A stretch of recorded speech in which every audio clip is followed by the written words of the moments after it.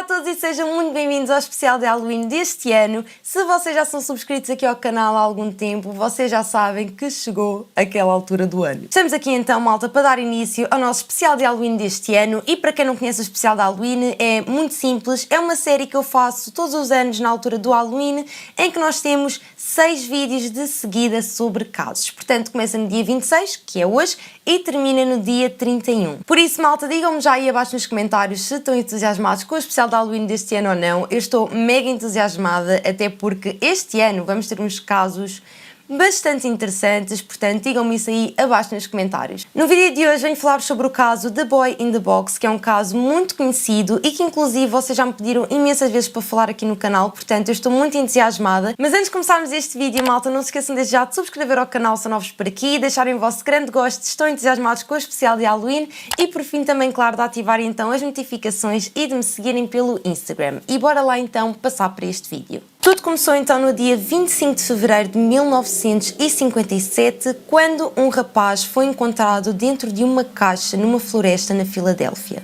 O corpo foi encontrado por um estudante que estava a passar ali perto daquela floresta e que parou o carro porque viu um coelho a ir para dentro dessa floresta e ele, como sabia que normalmente costumavam de existir ali armadilhas para animais, ele decidiu então parar o carro para investigar isso um bocadinho melhor e foi então quando ele encontrou o corpo. Seria de esperar que este estudante, quando encontrasse o corpo, avisasse imediatamente a polícia. No entanto, isso não aconteceu, sendo que ele só avisou a polícia no dia seguinte. E na verdade, ele não foi o único, porque uns dias antes deste estudante ter encontrado o corpo e depois no dia seguinte então ter avisado a polícia, um jovem que tinha andado por aquela floresta uns dias antes já tinha encontrado o corpo. No entanto, ele também não avisou a polícia porque ele tinha algumas armadilhas para animais dentro dessa floresta e ficou com algum receio que a polícia lhe confiscasse então essas armadilhas e ele decidiu simplesmente não contar a ninguém o que tinha encontrado. Seja como for, assim que a polícia tomou conhecimento de que tinha sido encontrado um corpo nessa floresta, a polícia abriu então uma investigação que começou logo no dia seguinte, portanto no dia 26 de fevereiro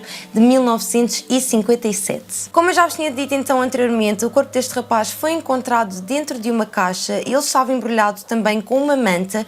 Na altura, quando a polícia viu então o seu corpo e foi levado para a autópsia, conseguiu-se determinar que possivelmente o rapaz teria entre os 4 e os 6 anos de idade. Quando esta criança foi então foi encontrada em corpo nu, foi também possível concluir que o seu cabelo tinha sido cortado recentemente, muito possivelmente após a sua morte, porque o corpo dele estava cheio de cabelinhos e havia também sinais de que ele tinha sido lavado. Foi também possível observar que esta criança estava muito desnutrida e que, para além disto tudo, tinha também cicatrizes cirúrgicas na zona do tornozelo, do queixo e da virilha. E desconfia-se que a causa da morte possa ter sido os traumas que a criança tinha na cabeça. Como eu vos disse, então o corpo foi encontrado na floresta na Filadélfia e nessa altura estava a fazer imenso frio, portanto o corpo estava praticamente congelado e então devido a isso não foi possível determinar a hora da morte, portanto nesse sentido a polícia não tinha qualquer ideia de quando é que ele tinha morrido, há quanto tempo é que ele estava ali, não faziam a mesma ideia porque, enfim, como vocês sabem, o corpo está gelado, é impossível obter-se esse tipo de informações. Na altura a polícia não fazia a mínima ideia de quem é que era esta criança, eles tiraram-lhe as impressões digitais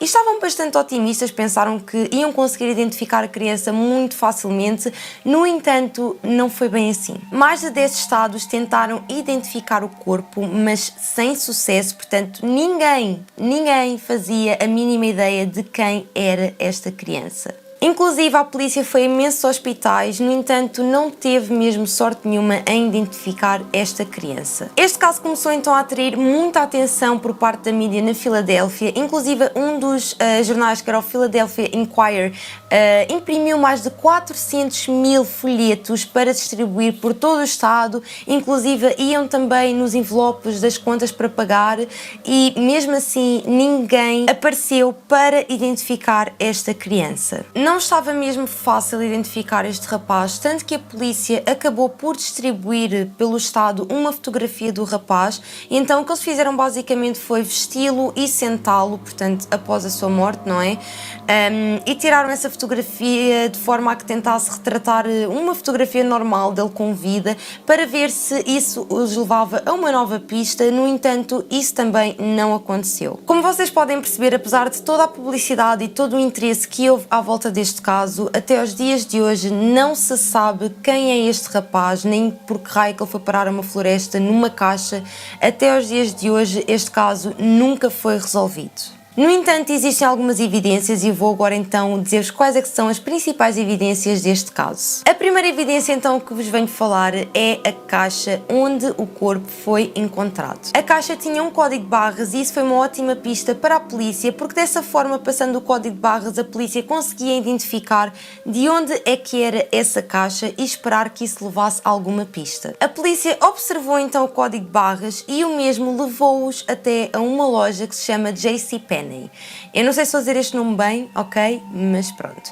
E então esta loja ficava a 15 minutos do local do crime, portanto do local onde o corpo do rapaz foi encontrado. Confirmou-se realmente que esta caixa pertencia a essa loja e veio-se então a descobrir que essas caixas eram utilizadas para berços, portanto quando as pessoas iam comprar berços levavam aquela caixa e na altura a loja tinha o registro de que tinham existido 12 pessoas a comprar esse berço. No entanto, desses 12 clientes, ninguém pagou com cartão, portanto todos pagaram em dinheiro, pelo que não foi possível identificar estas pessoas. A segunda evidência é então o próprio cobertor onde o rapaz estava embrulhado. Descobriu-se que estes cobertores eram produzidos em Carolina do Norte e também no Quebec, que é no Canadá. No entanto, mais uma vez foi uma pista que não levou a polícia a lado nenhum, porque estes cobertores eram produzidos em massa, portanto não se conseguiu identificar quem é que tinha comprado aquele cobertor em específico. Foram também descobertos no local do crime um boné de veludo azul, um cachecol de criança e um lenço que tinha a letra G no canto. Portanto, o lenço e o cachecol também não deu em nada. O boné, no entanto, foi uma evidência da qual se conseguiu extrair um bocadinho mais de informação e, portanto, vou agora explicar-vos. A polícia conseguiu descobrir onde é que tinha sido feito o boné e não só onde foi feito, mas também quem o tinha vendido. A senhora, então, que vendeu estes bonés era uma senhora que se chamava Senhora Robbins e ela disse à polícia que aquele boné em específico era um boné customizado e que só tinha sido vendido a 12 pessoas, mas que aquele boné encontrado no local do crime, portanto esse boné em específico, era um boné diferente dos outros 11 que ela tinha vendido, porque tinha algo diferente. E ela explicou então que o cliente, quando pediu o boné, tinha pedido para se colocar uma fivela na parte de trás do boné, portanto era um acrescento que esse boné inicialmente não tinha. A Sra. Robbins disse também à polícia que este homem, quando foi comprar o boné, estava sozinho, era um homem para ter entre os 20 e os 30 anos, era loiro e que, para além disso tudo, tinha uma forte semelhança com o rapaz que tinha sido encontrado. No entanto, isto não deu em absolutamente nada, porque mais uma vez este homem pagou em dinheiro, à semelhança do que aconteceu também com os berços, e não em cartão. Portanto, mais uma vez a polícia não conseguiu rastrear, portanto não se chegou a nenhuma pessoa. E basicamente este é o caso de hoje, malta. Como vocês podem ver, é um caso realmente muito estranho, porque não existem praticamente pistas e todas as evidências que existiam iam todas dar a um beco sem saída. No entanto, existem várias teorias sobre este caso e vamos então agora falar sobre as principais. Vamos então começar com a primeira teoria, e esta teoria diz que o rapaz encontrado na caixa tinha sido criado como uma rapariga. Esta teoria foi desenvolvida por um especialista forense que se chama Frank Bender e, como eu já vos disse, ele acreditava que o rapaz encontrado tinha sido criado como uma rapariga.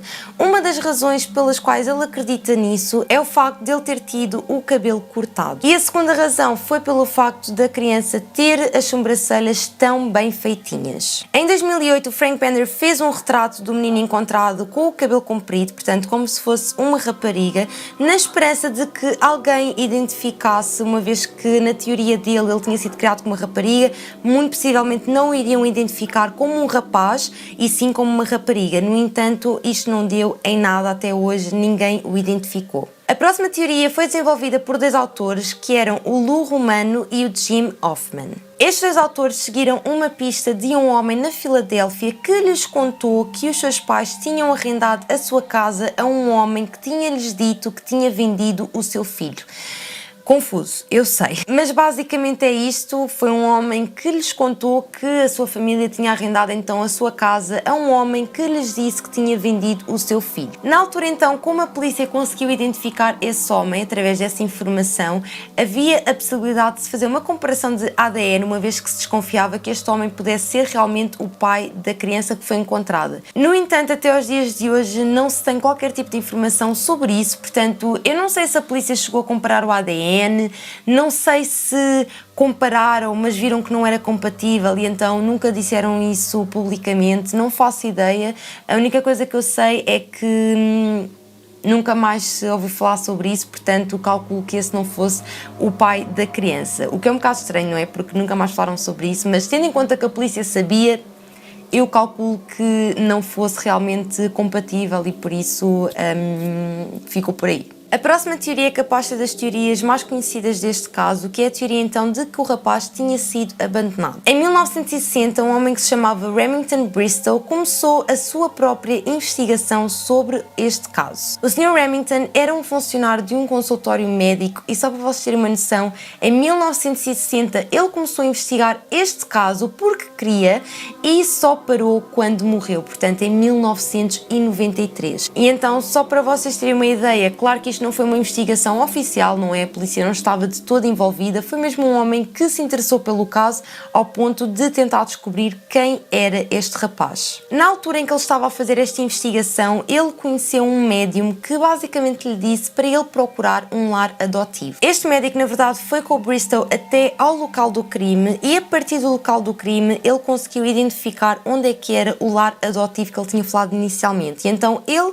levou o Bristow até lá. E quando eu digo lar adotivo é basicamente uma casa onde vive uma família que tem crianças adotadas. Portanto, e o Bristow foi até lá e por coincidência das coincidências a família estava a fazer uma venda de garagem. E foi realmente muito curioso porque quando ele foi até essa venda de garagem, ele observou que estava lá à venda um berço igualzinho àqueles berços que eram vendidos na loja JCPenney, que caso vocês se recordem, eu falei-vos disso no início deste vídeo. E para além disso, ele reparou também que estavam lá uns cobertores pendurados que eram muito semelhantes àquele cobertor que foi encontrado na caixa onde o rapaz estava. Então, basicamente o Bristow tinha a teoria de que o rapaz que foi encontrado era filho da enteada do homem que tomava conta da casa. Portanto, o dono da casa tinha uma enteada e o Bristow desconfiava que essa enteada era a mãe do menino. E então ele desconfia que muito possivelmente ela tinha tido o bebê e que eles o tenham abandonado depois para que ela não passasse pela vergonha de ser uma mãe solteira. No entanto, ele também tem outra teoria, e a outra teoria é então a teoria de que o rapaz tinha tido então um acidente, foi uma morte acidental, e que enfim, a família ficou com medo que viessem a ser culpados pela morte do menino e então decidiram colocar o corpo na caixa e deixar a caixa na floresta na Filadélfia. E apesar disto serem assim um bocado de provas circunstanciais, não é? A polícia ainda tentou investigar um bocadinho isso melhor, mas realmente não encontrou qualquer tipo de informação que o rapaz estivesse relacionado com aquela família. E como eu vos disse então, o Bristow faleceu em 1993, no entanto havia um homem que quis continuar a sua investigação. Este homem chamava-se Tom Augustine, que na altura estava encarregue então pela investigação e em 1998, juntamente com outros polícias que já estavam reformados, eles continuaram então com a investigação do Bristow. E eles foram então entrevistar o tal pai adotivo e a sua enteada, que na realidade em 1998 estavam casados, que é um bocado estranho, não é? Tendo em conta que ela era enteada dele, mas apesar de não serem mesmo do mesmo sangue, mas é estranho. Anyway, avançando, eles estavam casados e, portanto, este senhor chamava-se Arthur Nicoletti e a sua enteada, que agora era a sua mulher, chamava-se então Anne-Marie. Eles foram então interrogá-los porque acreditavam realmente que Anne-Marie poderia ser a mãe do rapaz que foi encontrado. No entanto, na altura fez então uma comparação de DNA, ela aceitou e não foi compatível. Portanto, está mais do que provado que esta senhora Anne-Marie não era a mãe mãe do rapaz que foi encontrado na caixa. Uma curiosidade interessante é que ela na verdade disse à polícia que tinha tido um filho, mas que ele tinha morrido eletrocutado, mas enfim, na altura esta investigação relativamente a esta teoria do lar adotivo foi mesmo encerrado, porque como eu já vos disse, não houve uma correspondência de ADN. E por fim, malta, a última teoria que vos vou falar sobre este caso é uma teoria muito interessante, que basicamente é conhecida como a teoria da M. Posso já explicar. Recorda-se então do senhor que se chamava Tom Augustine, que eu vos falei há bocadinho, que ele, enfim, continuou com a investigação do Bristol. Pronto, ele recebeu uma pista muito interessante. Houve uma senhora que era psiquiatra que ligou para ele a dizer-lhe que ela tinha uma paciente que estava internada que queria falar com ele sobre o caso do rapaz na caixa. E então esta mulher, como eu já vos disse, estava internada nesse hospital psiquiátrico e ela era apenas conhecida como a M. Ela contou então ao investigador que a sua mãe era uma mãe muito abusiva e que inclusive abusava sexualmente dela, portanto da M, e contou que houve um dia que ela comprou aquele rapaz que foi encontrado e que ele também sofreu durante vários anos porque também tinha sido abusado por ela. Ela estava então a contar que houve um dia que eles estavam os três a jantar e que basicamente o jantar tinha sido feijão e que o rapaz tinha vomitado e que a sua mãe passou-se completamente e então bateu com a cabeça dele contra a parede e que a seguir agrediu tanto ao ponto de ele morrer. E acrescentou também ainda que a sua mãe lhe tinha dado um banho. E este depoimento realmente é muito interessante porque, como eu já vos tinha dito, a polícia desconfiava que o rapaz tivesse sido lavado.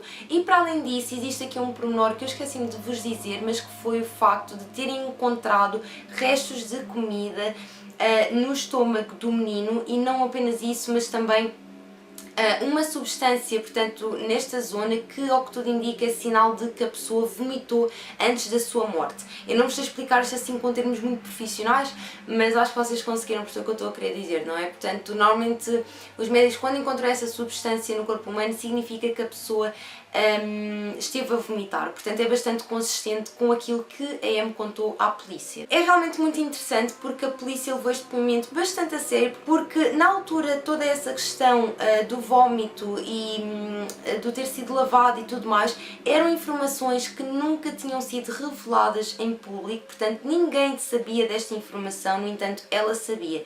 Para além disto, ela deu também uma descrição desse rapaz que estava na casa dela e essa descrição batia muito certo com o rapaz que foi encontrado. E ela disse então que era uma criança pequena e que tinha cabelo longo, que mais uma vez bate certo com aquilo que a polícia sabe, não é? Com aquilo que são as evidências, porque, como eu vos tinha dito, a polícia sabe que o cabelo da criança tinha sido cortado recentemente, portanto, à partida teria o cabelo longo, não é? E, portanto, mais uma vez, isso é consistente com o depoimento da M. Infelizmente, isto não passou realmente de uma teoria, porque a polícia realmente acreditou que isto fazia sentido e tentaram investigar mais, mas não conseguiram confirmar a história da M, não é?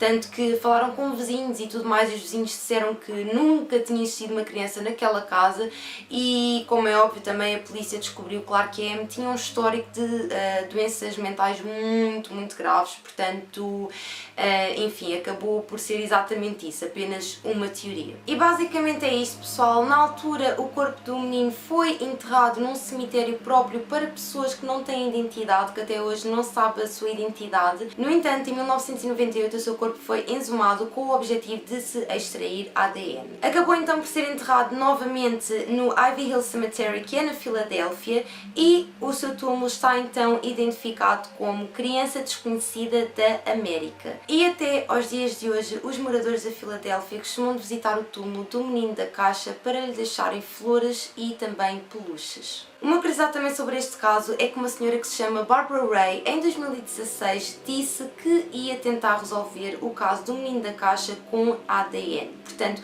como vocês sabem, o ADN está a ganhar uma grande força, tem sido um dos métodos que tem sido utilizado para resolver casos muito antigos, e inclusive esta senhora foi a senhora que conseguiu resolver o caso do Gold State Killer devido ao ADN, e ela disse que ia fazer o mesmo com o The Boy in the Box. No entanto, até hoje não se sabem novidades. E é isto, pessoal, chegamos então ao final deste episódio do especial de Halloween. Eu espero muito que vocês tenham gostado. Relativamente à minha teoria pessoal sobre este caso, eu muito honestamente, eu não sei arranjar uma boa teoria, porque eu acho que este caso tem mesmo pouca informação, não existe mesmo nada que me faça, sei lá, chegar a uma conclusão. E estou a ser o mais honesta possível convosco. Acho que o caso é todo muito estranho. Eu nem diria que é um caso muito confuso, é só mesmo um caso que tem mesmo pouca informação. É um caso muito assustador de certa forma, tendo em conta que uma criança foi encontrada numa caixa e que ninguém sabia quem é que ela era, não houve um único familiar que se tenha posto à frente para identificar a criança. Enfim, é tudo realmente muito, muito estranho. Eu já conheço este caso há algum tempo e, enfim, de todas as teorias que existem, eu sempre achei muito interessante a teoria da senhora M. No entanto, é daquelas teorias que muito facilmente eu digo, ok, se calhar não é bem assim, não é? Porque realmente, tendo em conta o histórico da senhora, é difícil ter-se a certeza de que ela realmente disse a verdade, tendo em conta também que a polícia investigou isso e não chegou a nenhuma conclusão. Mas pronto, malta, eu espero muito que vocês tenham gostado deste primeiro episódio do especial de Halloween. Amanhã temos um novo episódio às 18 horas, portanto fiquem atentos, vocês não vão querer perder. Volto então a relembrar-vos para que subscrevam ao canal, para que deixem o vosso grande gosto se gostaram deste vídeo e que por fim ativem também as notificações para estarem a par dos próximos episódios de especial de Halloween. Eu ouvi dizer que o YouTube não está a entregar notificação, portanto vão ao personalizar e ativem. E por fim sigam-me também pelo Instagram para se manterem a par de todas as novidades. E é isso, pessoal, um grande beijinho para quem está a assistir e vemo-nos então amanhã no próximo vídeo. Beijinhos!